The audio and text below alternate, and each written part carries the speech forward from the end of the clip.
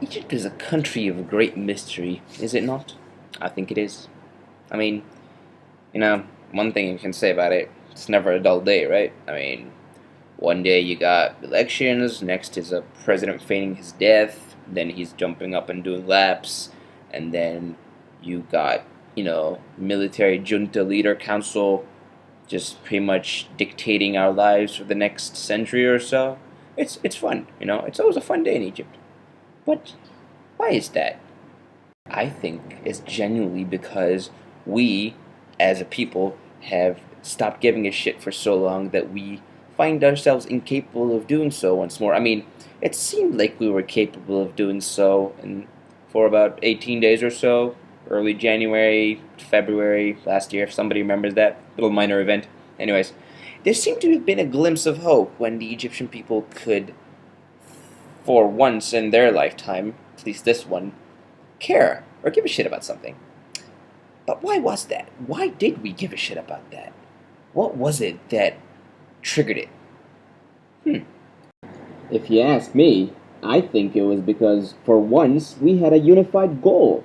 I mean, for once all Egyptians had one goal, that Mubarak was to go. I mean, for once we had a unified purpose. And the moment that unified purpose went away, we all did. Because the moment that one unifying goal was gone, our personal agendas all resurfaced.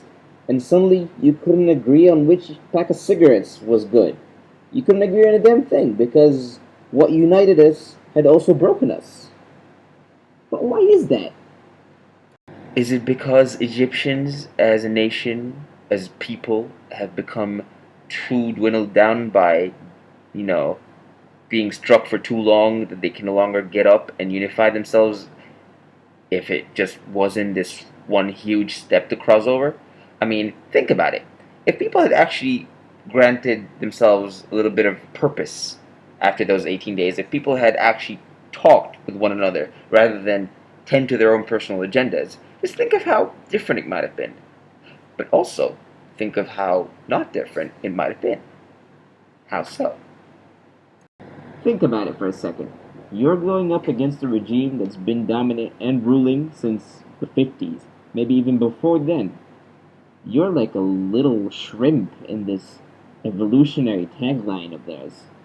You have no place, and you have no purpose, and you definitely have no means of surpassing them. We look at what's going on today, and we're just playing in their scenario, and we have no say in it. We're all playing along, whether we like it or not. So, we better get with the program, I guess. Or, leave